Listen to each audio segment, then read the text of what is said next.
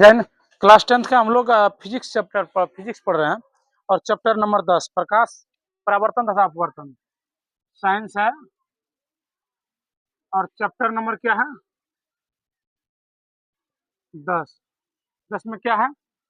प्रकाश परावर्तन तथा अपवर्तन। प्रकाश के बारे में हम लोग जान गए डिफिनेशन। परावर्तन, प्रकाश के परावर्तन के बारे में जान गए। अब वहां से नीचे दिया हुआ है दर्पण। तो हम लोग पहले दर्पण का डिफिनेशन देखें। मिरर, कोई भी ऐसी चमकदार और पॉलिश की हुई सतह जो अपने ऊपर पड़ने वाले लगभग पूरे प्रकाश को परावर्तित करता है, उसे दर्पण कहते हैं। जो हमारे घर अभी जो शीशा देखेंगे, जिसे फेस देखते हैं, वही दर्पण है। अब ये दो प्रकार के होते हैं। तू उधर पहले सुन ले, है ना। ये दर्पण के प्रकार हैं। दर्पण मुख्य रूप से वैसे दो प्रकार के होते हैं। समझता कम है, ज्यादा फीलिंग ज्यादा इसको होता है। दर्पण के प्रकार दो प्रकार, समतल दर्पण और गोलीय दर्पण। लेकिन गोलीय दर्पण के फिर दो रूप हो गया इनका। समतल दर्पण का रूप है इनका। गोलीय दर्पण का प्रकार हो गया दो ठो। ये दो प्रकार के होते हैं, समतल और गोलीय। समतल प्लेन मिरर सीधा और आभासी प्रतिबिंब बनाता है। प्रतिबिंब का आकार क्या होता है? वस्तु के बराबर होता है।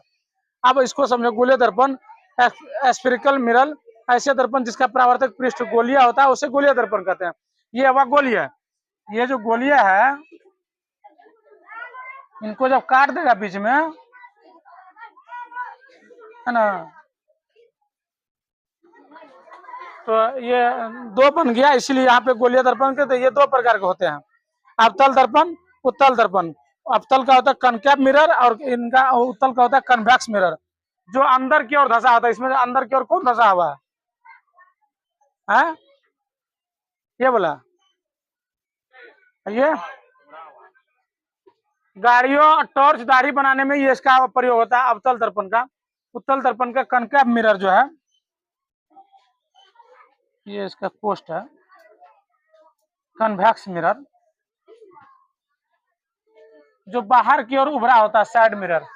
अब ये सब यहाँ तक समझ गया। दर्पण का डिफिनेशन। दर्पण के प्रकार दो है, समतल, गोलीय। गोलीय की फिर दो है, अवतल दर्पण, उत्तल दर्पण। इनको हम लोग पूरा डिटेल से फिर इसका उदाहरण के साथ और भी समझ डिफिनेशन हुआ। यहाँ तक फिलहाल रहने दो, आगे हम लोग फिर देखते हैं। तुमको नहीं है समझा।